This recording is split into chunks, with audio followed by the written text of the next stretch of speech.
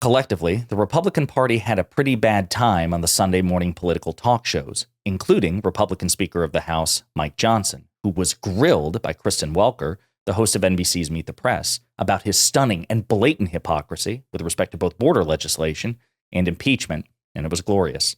But before we unpack all that, if you end up liking this video and you want to support the channel, please be sure to hit the like, subscribe, and alert buttons before you go. I'd greatly appreciate it. All right, friends, we have several clips to play in this video, but just again to remind you of the context, the situation is this. It's 2024, it's an election year, and the Republicans enjoy a colossal polling advantage on the policy matter of immigration and the southern border. And again, whether we like it or not, the situation at the southern border is right now front and center in the eyes of many Americans, thanks in large part to Republicans and Fox Propaganda Network and OAN and Newsmax just working in concert to make it a pertinent issue for Americans. So Republicans have been complaining nonstop about the situation. President Biden and Senate Democrats and even House Democrats basically called their bluff and said, okay, well, President Biden proposed comprehensive border immigration reform like in his second day in office. You wanted nothing to do with it, but I tell you what, let's work bipartisanly to come up with some legislation. And right now, Senate Democrats and Senate Republicans have been doing just that. And apparently, they were on the verge of a breakthrough. It was relatively conservative, which is why a lot of us on the left, based on some of the details that were leaked, were really like gritting our teeth going, I don't know about this. But even Senate Democrats and Senate Republicans managed to come close to a bipartisan deal. And apparently, it's being finalized as we speak.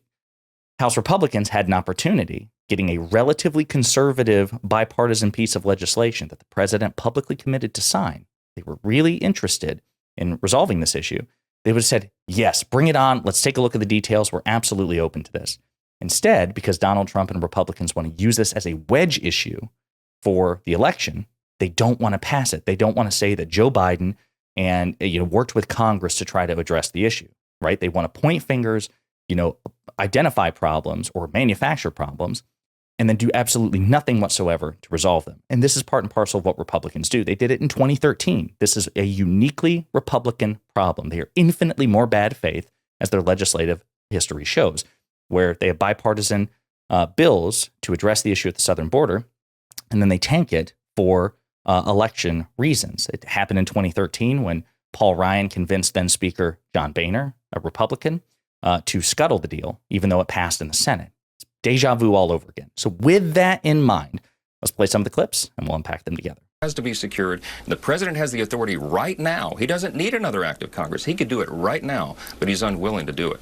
As you know, the White House has completely dismissed the allegation that in any way the migrants and surge in migrants have been intentional on the part of the president. In terms of him being able to take action right now, Mr. Speaker, you know as well as I do that an executive order would only be met by legal challenges. You have a chance to do something right now. The details we laid out are not rumors. That is based on negotiators who were in the room.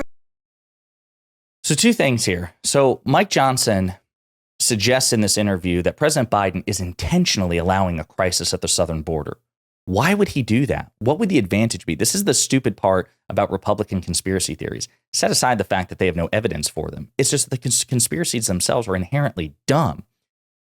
As Mike Johnson gleefully points out in this conversation, right now, Democrats are getting their butts kicked on the matter of immigration. So why would President Biden and Democrats intentionally allow this when it's a losing issue for them electorally? Is Joe Biden's goal to lose the election?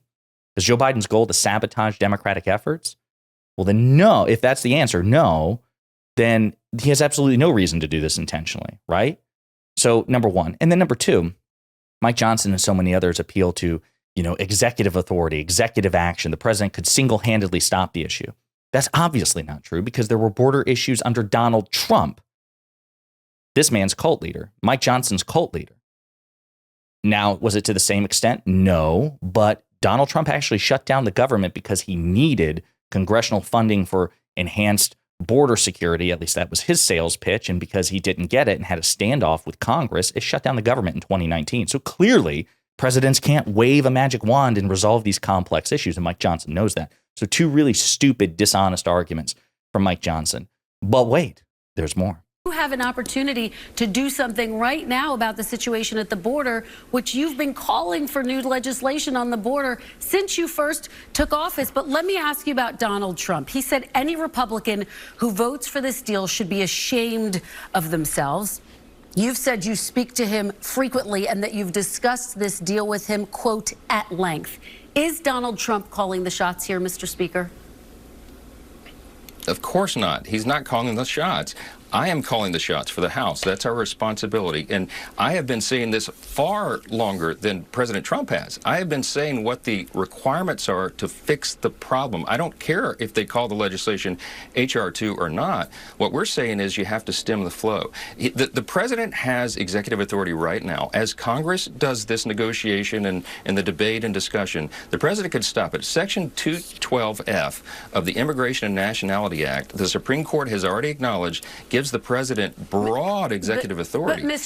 He could close the border literally overnight, but he Mr. refuses Speaker, to do it. you know that former President Trump took executive action. He got tied up in the courts. Any executive action is going to get tied up in the courts. You have been calling for legislative change to actually deal with this problem. You are now the Speaker of the House. Do you not have a responsibility to your voters, to the people who put you in office, to address what you have called a crisis and a catastrophe? Isn't something better than nothing?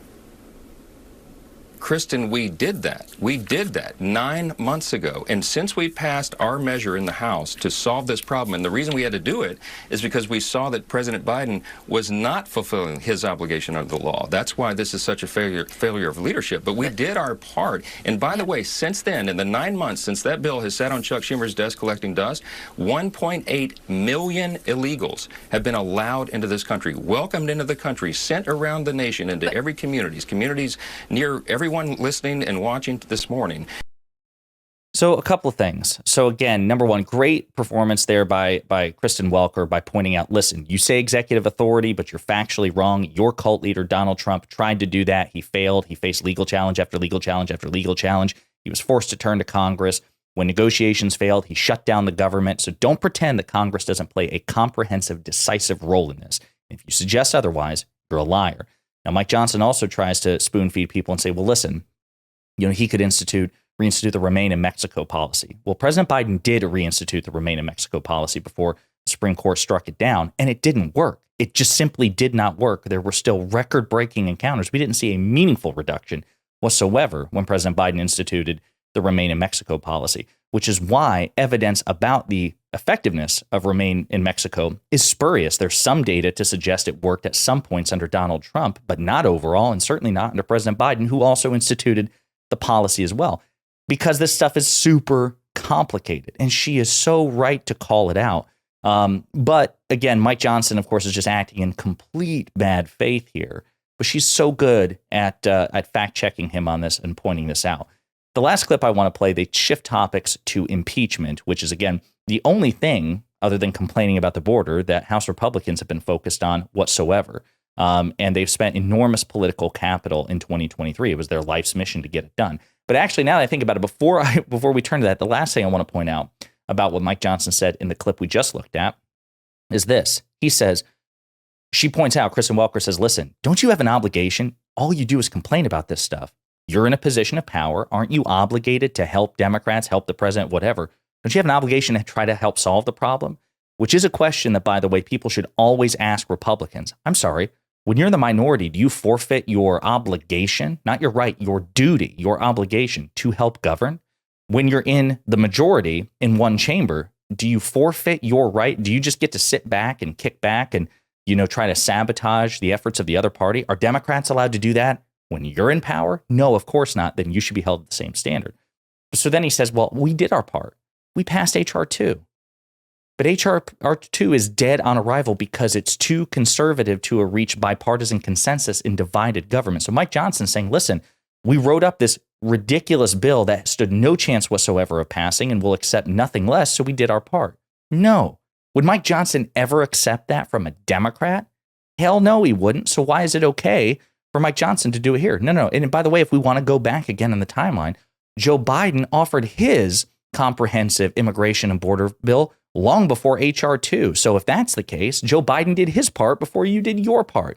But Mike Johnson would say, no, That's because we don't agree with Joe Biden's bill, ergo we're not obligated to take it up. The same logic applies here, Mike. You're obligated to give. You can't be the tail that wags the dog. You just can't.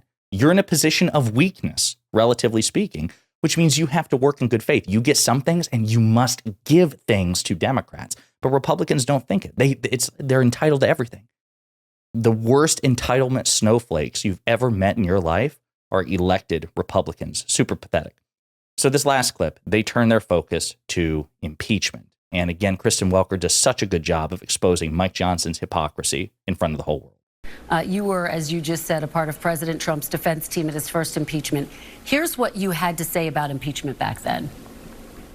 The founders of this country warned against single-party impeachments. The founders of this country warned us against a single-party impeachment. The founders of this country warned against a single-party impeachment. You know why?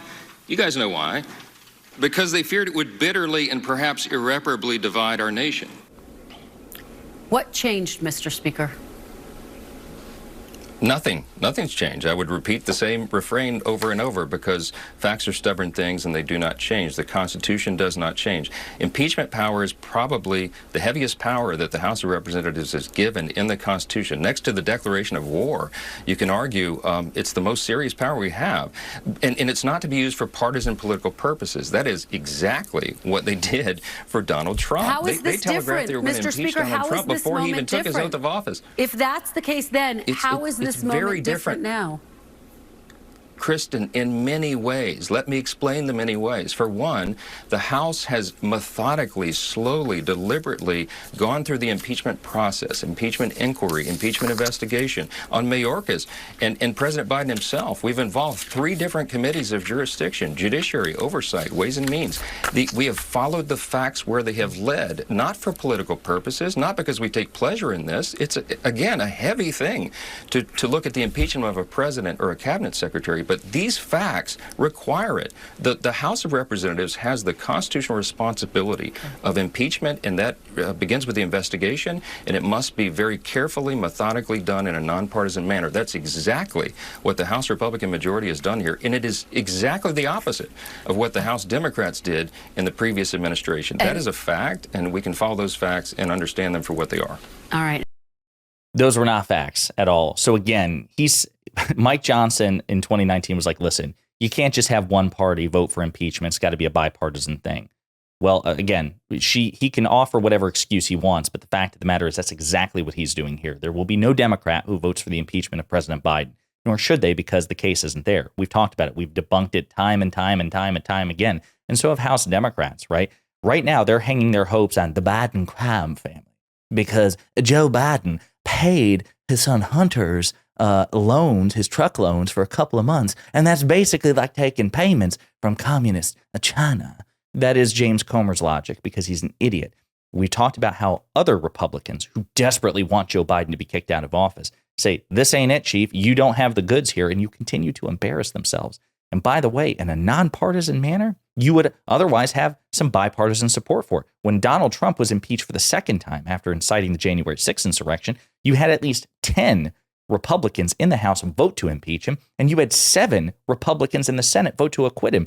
It was the most bipartisan attempt at a conviction and an impeachment in the history of civilization. And yet Mike Johnson sees no validity in it whatsoever because, of course, he's a dishonest hack, infinitely worse on all levels than any elected Democrat. So his argument fails at every single level. We've also talked about how James Comer and Jim Jordan and Jason Smith, who are the chair people of all the committees that Mike Johnson's talking about, how they've all said for months that they think there's an impeachable offense here, that they'd vote to impeach President Biden now. So they have prejudged it. It was not nonpartisan. They don't have the goods. It will not be nonpartisan. But again, it's just classic Republican logic. When they're in power, whatever they ascribe the rules for whatever's convenient to them. And then they're not in power, they change the rules. And this is something that is relatively unique to Republicans. Democrats don't do this, and certainly not to the same extent. But that's why pluralities of Americans don't support the impeachment inquiry, and why a majority of Americans, even though for some reason they think that President Biden did something unethical, thanks in large part to the propaganda coming out of the Republican Party and the Fox propaganda network, they still don't support impeaching the guy. So Republicans have failed spectacularly to make the case, and they know it. But anyway, great performance from Kristen Welker, fact-checking relentlessly Mike Johnson. This is the bare minimum, folks. This is what journalists, real journalists, should do. I'm a political commentator. Kristen Welker is a journalist. She should have an adversarial approach to anyone with whom she interviews. You know, she can be as respectful as she wants, but the point shouldn't be to just accept certain things at face value, especially when you have evidence to the contrary. You should follow up, fact-check, prod, look for consistency, look for inconsistencies, and talk about it. Great performance by her. Mike Johnson clearly not prepared to deal with all this, but that's because he's weak on the facts. And at the end of the day, this is just about politics to them. So let me know what you think in the comments.